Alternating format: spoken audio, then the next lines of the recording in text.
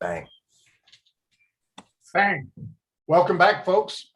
It's great for me to be back in the United States after some nice, enjoyable time in Croatia, number of great cities there, and Italy.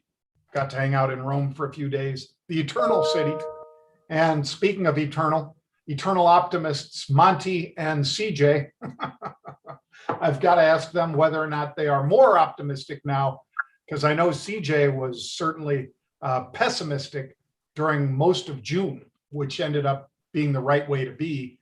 But are you back on the optimistic train now, CJ, after Bitcoin's pretty much horrible performance in June? Yes, I am definitely feeling more bullish. Still got to get through some critical levels, but I say it a lot on Trade the Chain, and I think we're getting closer and closer to a bottom each day here. And there's a lot of charts that we can get to today, as well as some shared by even our community members that I really want to reference. But yeah, getting a little bit more bullish here, so we like it. I always love it when you do that, because we know that the community, the reason it's strong is because just like the apes over in Reddit land on Wall Street Bets, apes are stronger together. And not that you want to try to hold on to a losing position and just have more people pile into a losing position, but in particular when you have the sentiment of a large group of active investors and traders, it seems like you get more insight into what the collective sentiment might be, rather than just the three of us or Jim Cramer or anybody else. It's nicer to have a larger group of opinions, some of which you could dispute or argue against, and others of which you agree with. But the echo chamber is definitely not a good thing for crypto or anything else for that matter. Yeah, I'd agree 100%, John. And it's not only that, there's so many metrics to look at in crypto. There's so many different technical analysis strategies you can apply. You get a little bit of different flavor from all these traders in the community. And altogether, you get a really wide-ranging perspective of the market. And I think it helps a lot. Well, let's jump right into the comment that we were talking about. And that is from one of our loyal members, Jon Najarian. He's always hanging out in the chat, saying some great stuff. But what he did here for us, and I have the charts on the next couple slides, is he took the Bitcoin Fear and Greed Index, and he found the points at which we hit max fear in the past, I think, 5 years or so. He then took those points in time, extrapolated them onto a chart. So here, let me first show you. Here's the Fear and Greed Index. So as you can see, he circled all the bottoming outs of the Fear and Greed Index over the last looks like last 3 years. So we got that data. And then he takes these points and extrapolates them onto a price chart. And taking a look at it, you can see his point was that, when we tend to get these bottomings in the Fear and Greed Index, we sometimes get a quick dip following them, but it tends to mark, the relative bottom. And that makes sense psychologically, what the Fear and Greed Index is telling you. When max fear is hitting the market, that's when, the bottom is getting very close. So great stuff from Josh. Really cool to hear him share that insight. CJ, did you have any thoughts on this chart? I appreciate the Nar Dog giving us such great insights. We're grateful you're part of our community, sir. And there was also kind of another takeaway from that, which is we have so many people in the market who are waiting for 20,000. And it's kind of reminiscent of the bear market in December of 2018. There were so many people waiting for 2,000 when we were at 4 or 3,000, kind of similar to 30K where we're at now. And, like I was buying 3K back in the day in the bear market, not because I thought it was the bottom, but because I started scaling in thinking that we were going to go to 2,000 or even 1,000. But there were so many individuals waiting for that level that ironically, it just never happened. So we could very well see something similar here in the 30s and see if we truly do hold that 29 support that we tested just a couple of weeks ago. Speaking of those current levels, CJ, you shared a chart with me this morning that I thought was pretty interesting. We talked a lot about, divergence in the market between major assets, mostly Bitcoin and ETH. That's why I was so bearish on ETH during the month of June, is because it was showing such a positive divergence from the price action of Bitcoin. But it seems like we're getting maybe a little bit of parity. And you shared this chart with me this morning. You want to tell me what you're seeing here? It's the ETH Bitcoin chart. Okay, yeah, just to make sure. Yeah, so the thing that I want to highlight here is that Ethereum is pretty interesting relative to Bitcoin in this chart, because you can see it's already creeping up back into bullish territory. Those two moving averages that I have highlighted on the chart is I have first the white 20 smooth moving average. That pretty much determines the trend, whether or not we're in a bullish or a bearish posture. And then the pink line is the top or upper Bollinger Band, 20 simple period moving average with a 1 standard deviation. And so that pink band ultimately tells you when to take action. Some of our courses on Bollinger Bands and channels, some of the entry strategies is to, I would look to enter along if we break above that upper Bollinger Band while it's also turning up and trending. So Ethereum is very close to that buy signal as well. Bitcoin, not so much though yet. It's still kind of consolidating and waiting for buy pressure to come in, moreover. But on the opposite side of the coin, I would also use that upper band as a trailing stop. So the first candle to close below that pink band would ultimately get me out of the trade. And look how well that would have worked back in the parabolic run up of Ethereum back above 4,000. The first close that we had below that top Bollinger Band really would have been a great trailing stop for that particular asset. So it's good to see we're getting above those levels and getting closer to buy signals, although it's not totally clear cut just yet. Now, let me ask you both this question then, because it's somewhat controversial that there's going to be a hard fork with Ethereum. A lot of people said mid-July. Now they're saying to take place sometime in the first week of August. And this is going to be an upgrade that supposedly will change how miners are rewarded, and crypto being burned with each transaction.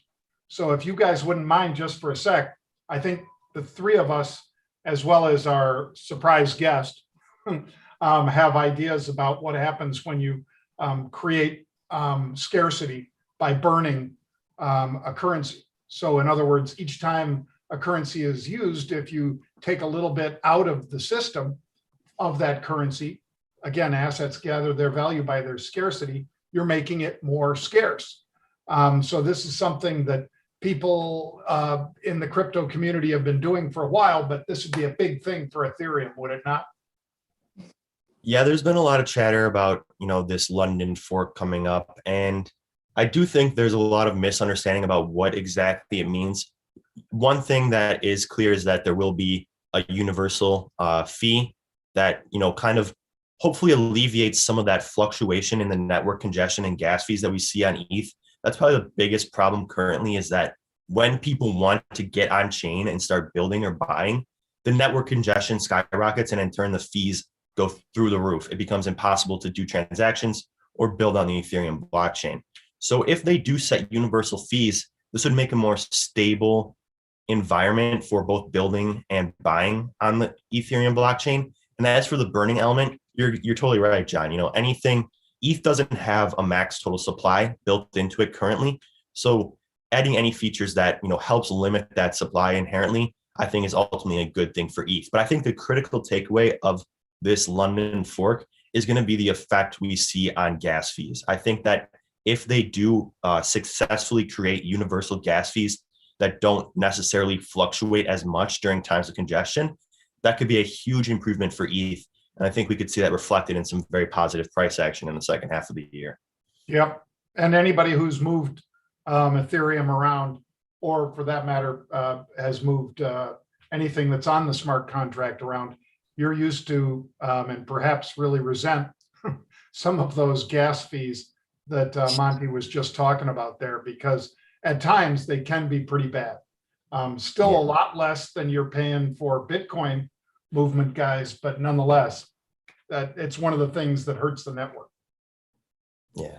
Well, guys, it's Wednesday, and you know what that means. We have this super special crypto phenom, the crypto kid, Jace, is in the house. How you doing today, Jace? I'm doing good, and I'm enjoying the time at the beach with my family. Recently, I've been wondering what to put my $15 in. Now, I put it into Monero. There you go. But I'm looking at different privacy coins. I'm looking at Pirate Chain, which I could not mine Pirate Chain because it's of the GPU, because I'm on a laptop. Yeah. I've also been looking at Beam. It's off of Mimblewimble from Litecoin. Mm-hmm. And Bitcoin soon will use Taproot and can use privacy. So there's been a lot of interesting things going on in the crypto world so far for me. Yeah, lots of interesting things, and you're clearly paying close attention. I have a question for you though. So you mentioned Bitcoin and the possibility of it becoming more private with that Taproot development. If that happened, would you be less interested in other privacy coins like Monero and maybe even sell your Monero and buy more Bitcoin? No, not really, because it's crypto. I love crypto. Bitcoin is mostly my top favorite crypto, obviously. But I will still keep going. I will go and push and try my best to work my way up to my money. And that's why you're going to be successful, Jace. One other question I have for you. How about Zcash? Have you looked at that at all as a privacy coin to invest in?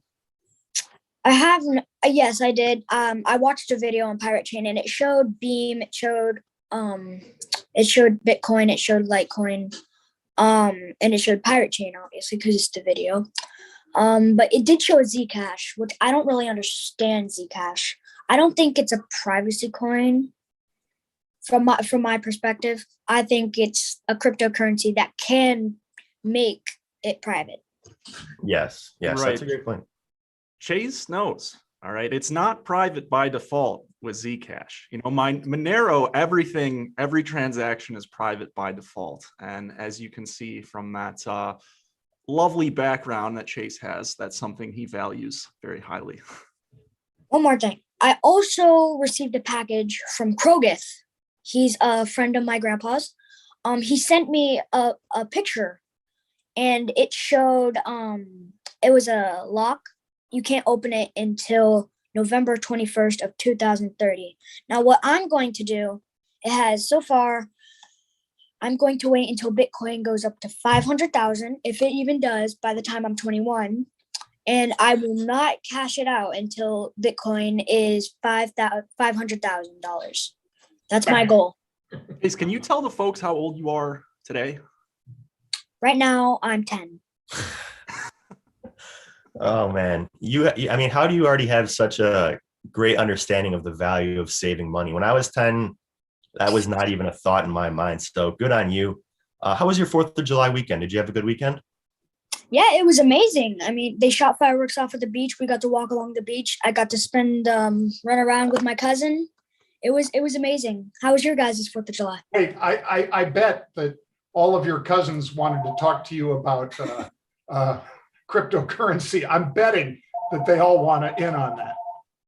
Yeah, you could start charging them $5 for a little session on some privacy coins or Bitcoin in general. There you go. Yep. All right. Well, thanks so much, Jace. It's always a pleasure having you on and hearing what you're looking at in the crypto markets. Glad to hear you had a great weekend and you're still relaxing at the beach. say hello to your grandpa for me, and I will see you again next week. No problem. Thank you, Monty. Thank you, CJ. Take care. Guys, you know what we got to do? We got to get Max Kaiser on, or Stacy. I could reach out to them. I'm sure they will.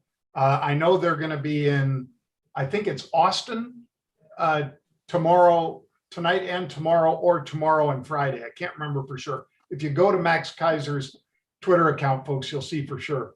They're going to be doing an F, followed by 3 letters, Elon show down there. But we should get him on, because he would rip Jace apart, because, and the reason is not because he doesn't, he'd say Jace isn't bullish enough, because Jace is saying 500,000 by the time he's 21, which is 11 years. Meanwhile, Max thinks we could see over 200,000 this year for Bitcoin.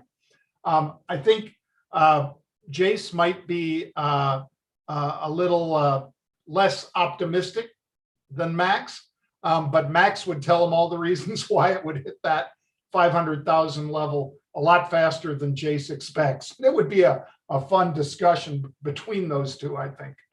Well, when you're 10 years old, John, you can afford to have a longer term time frame on these things. So 500K in the next 10 years is a very realistic expectation, and I think Jace is a very smart young man. I do too. I think he's great. That kid, like I said, I bet his cousins were all over him. What coin should I buy? How much should I buy? He's probably telling them, put a little in every month, buy it on dips, all the same stuff that we all talk about, but that's a smart young guy. Absolutely. Absolutely. John, there is something I wanted to talk to you about today, and that is the yields that we're seeing, the treasury yield. I saw you tweet about it earlier today.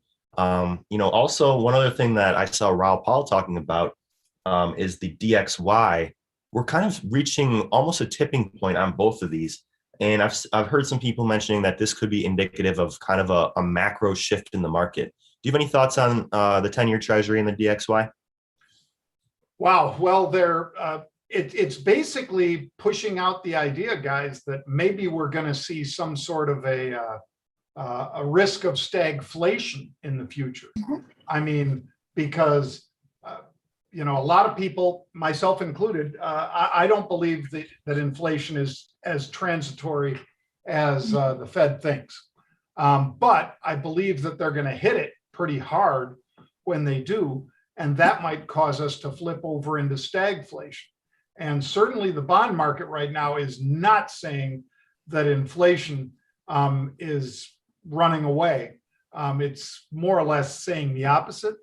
And that's something that's noteworthy. I mean, the 10-year today went to a negative 1% yield, the real, the nominal. So, the 10 years at whatever, 1.30 something, that's 1.3% in rough terms. But the actual yield on that is actually negative, a full 1%.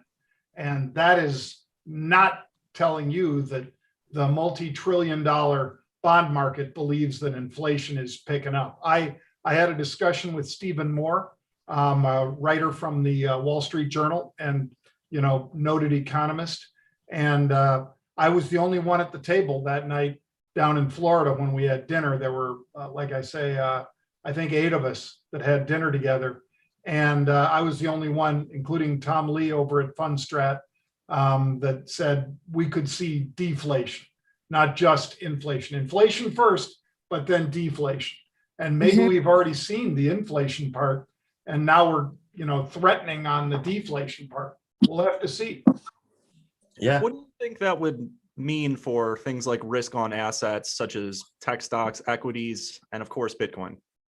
I think in particular, tech stocks would be in favor. As they more or less have been, even on yesterday's decline, people were still chasing into tech. Amazon hit a new all-time high. Google hit a new all-time high.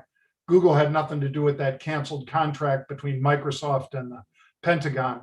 So I think overall, guys, that tech stocks, if we're going to see deflationary pressures, tech stocks are going to outperform. So I'd be in tech stocks. And I'm still saying that there is not enough gasoline and or crude oil, WTI or Brent, and that, you know, any of the crimping that we've seen because of the cessation, you know, the stopping of the XL pipeline because of the president cutting back on various licenses for cross drilling or fracking on government land. I think we're going to see prices go up for crude. And I think that is one of the few areas of real inflation that stays with us. Yeah, CJ, I have a follow-up for you on this because I kind of already know how you feel, but I think it's definitely worth noting for the audience. You know, one of the prevailing narratives for Bitcoin bulls in the last 10 years has been that Bitcoin is a hedge against inflation. But I think you make a great point in talking about that risk on, risk off attitude. So what do you think that would mean if we saw a rise in inflation? Would that be good for Bitcoin, or do you think people would step back from these more risk on assets? It's a good question. I'm not 100% sure, because when we've seen like risks of rising inflation, sometimes it scares the market in the short term, unusually. But over the long haul, yes, I believe 10, 5-year time frame, yes. But in the short run, I tend not really to focus much on macro and more kind of day-to-day and technical analysis and on-chain analysis. But that's a very good question, and we'll see how it kind of ends up. All right. Well, I'm going to kick one off if I can. Yeah, go ahead. I'm going to say, guys, this is one that you probably don't talk about all that much, but AXS, Axie Infinity. This thing has seen in the last 24 hours just a massive jump. It jumped 50% in 24 hours. The volume is up, I think 40%. Let me see for sure right now. Volume in the last 24 hours is up now 108%. So it's absolutely exploding to the upside. Now, don't buy it on this huge breakout because it just broke above 1440 and it exploded to $15. This was a $4 item just last week. I mean, pull up a 7-day chart on this one, and it trades on Binance, and it trades a lot on Binance. It did, what is this, $350 million worth on Binance in the last 24 hours. So that volume was up 24%, but that's over a week period. But now, today, it's up huge. And I'd say watch for this one to make a pullback, because this is just, it's tripled. It's gone from 4 to 15 like that. All right. Yeah, I did notice that volume uptick was one of the most significant in the markets this morning. And you're always looking for that volume, Jon. So you found it with AXS. That's your doge of the day. CJ, do you have one today? I like Graph. I want to follow up on the one that I selected yesterday, which was GRT. Pretty interesting. Actually just saw a really big spike in volume on the 1-hour time frame about 2 or 3 hours ago. So we'll see kind of how that leads, but it's been able to stay above that moving average and kind of remain in parity relative to Bitcoin, like you had mentioned with Ethereum and many other assets. So I'd use a tight stop on that one, but I'd look for a pop here, maybe up another 20 cents. I think it's at about 74, 75 cents currently, and just really not a lot of overhead resistance. So we'll see what this volume spike can do to price in the next coming days, but that's one that I'll be watching and continue to do so. Very nice. Very nice. Yeah, I'll leave it with one that I was watching over the last 24 hours. It did a pretty nice move, and that is GLM. It's one of the smallest cap coins available on Voyager. And as a result, it takes a small amount of volume to see a pretty big swing. But I was encouraged by the fact that it got above that moving average that's acting as resistance for a lot of other assets. And unlike, what else did we see pop over the last 24 hours? We saw Mana. Mana was one. But that, like, Mana is looking a bit overextended at this point. It's, a little bit I think overbought. It's too far above that moving average. We also see it with assets like Steam, and Komodo, both of those today, and Hive, all of these are, way overextended. Whereas GLM is looking more healthy with building volume, just creeping above the 20-period smooth moving average. So that is going to be my Doge of the day today. May I just add on that I saw GLM this morning as well, Monty, and I was thinking about picking it because the relative trading volume for this thing, get ready for it, is up 439% in terms of average trading volume. That just shows you how little GLM has traded in the past few weeks here. And then boom, a couple buyers come in and really push that volume up. So. All right. Well, I think that's all we got for today. Felt like a very informative episode. Thanks again to Jace for coming on and sharing his insights. But as always, if you want to come check out our ever-expanding crypto education curriculum, our 24/7 chat with some really intelligent guys like our friend Josh Nardi. CJ calls him the Nard Dog. They're sharing their sharing their insights 24/7. It's not just us, but we are in there, 24 hours a day, either myself or CJ. And if you want to try that out, it's just $1 for the first month. The link is right below me. It's marcorebellion.com/try crypto. We publish weekly trade insights, news every day, and a whole lot more. So if you'd like that, go check it out. And as always, thank you to Voyager for sponsoring this show. They have some of the most competitive interest rates out there. So if you're looking to, hold some assets like DOT, you can get up to 12% interest on those assets. So very competitive rates. If you haven't found a brokerage yet, or if you're looking for a new one, Voyager could be the place for you. So check them out. Beautiful. Well, thanks, guys. Have a great day. And I look forward to a robust discussion again tomorrow. Likewise. Take care, everyone. Have a good one.